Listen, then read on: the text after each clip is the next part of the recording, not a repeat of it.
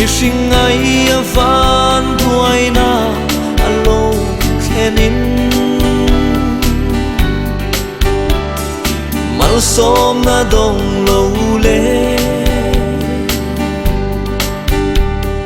van đuôi em moti in nang ma alom na ture kamusilo lungay na beidon na harsat na karapo anun Krista aturu aom te chua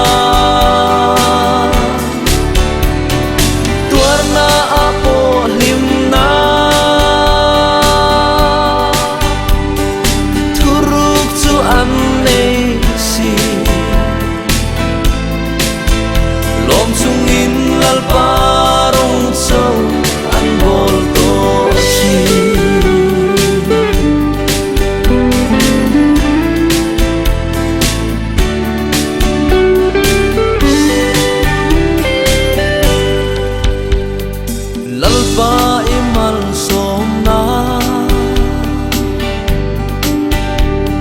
chiardan kalau tiam ta mishingai van nei na mai ni lovin iram le ifel na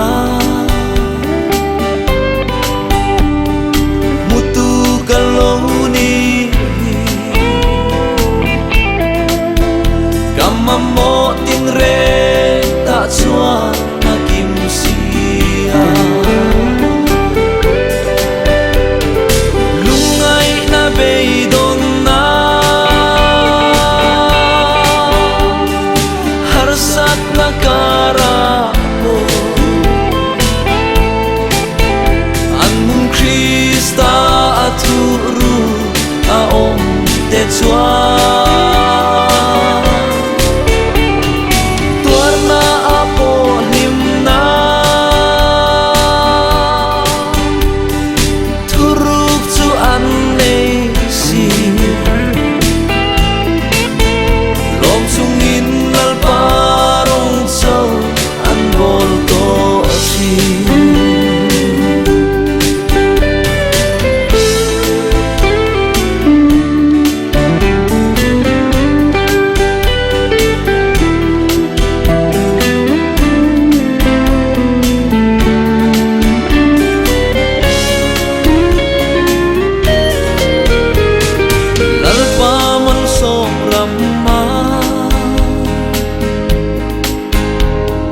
van đuôi ôm to lu gần thắt na turi nên kim min thọ sắc xí đắm chung cả tôn tur den min ti boy to lo vang em kim ma em kim y xóa cả này to si lung ai na be don na harsat na kara o anun Krista aturu na om te chua